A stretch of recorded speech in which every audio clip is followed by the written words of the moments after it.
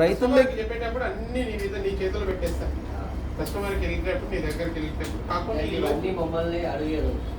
మీరు ఫస్ట్ ఏం చెప్పారు, మీరు ఏం చేయాలంటే ఫస్ట్ అవన్నీ చెప్తే కన్ఫ్యూజ్ అవుతారని ఏం చేయాలంటే, సార్ ఒక ప్లాట్ మనకు తెలిసిన వాళ్ళది ఉన్నది, ఒక 50 ఎకరాల వెంచర్ ఉన్నది, చాలా బాగున్నది, నేను వెళ్ళి చూసేసాను, మీరు ఒక్కసారి బాగుంటే నచ్చితే తీసుకోండి, బ్యాంక్ లోన్స్ కూడా అవైలబుల్ ఉన్నాయట, నేను ఒక 5 లక్షలు పెట్టి మిగతా అంతా బ్యాంక్ లోన్ అయిపోవచ్చట, బాగున్నది, ఫ్యూచర్ ఇన్వెస్ట్మెంట్ కూడా 4 వస్తున్నది, నాకైతే నచ్చింది, నేను నలుగురు చెప్పానని చెప్పేసి ఎక్స్ప్లెయిన్ చేయండి.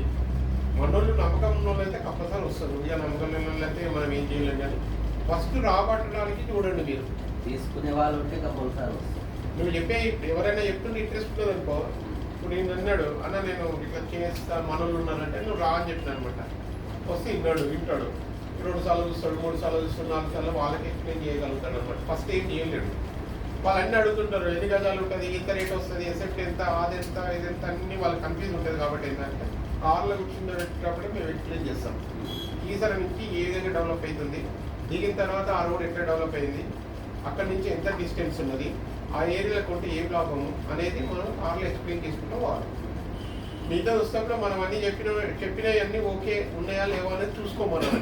కోర్స్ ఏడుంది, 100 ఫీట్ రోడ్స్ అవుతుందా లేదా, మున్సిపల్ లిమిట్లో ఉన్నదా లేదా, ఊరికి ఎంత దగ్గర ఉన్నది, రోడ్డుకి ఎంత దగ్గర ఉన్నది అనేది ఎక్స్ప్లెయిన్ చేసి వాళ్ళు మైండ్లో ఫిక్స్ అయిపోతారు. వచ్చి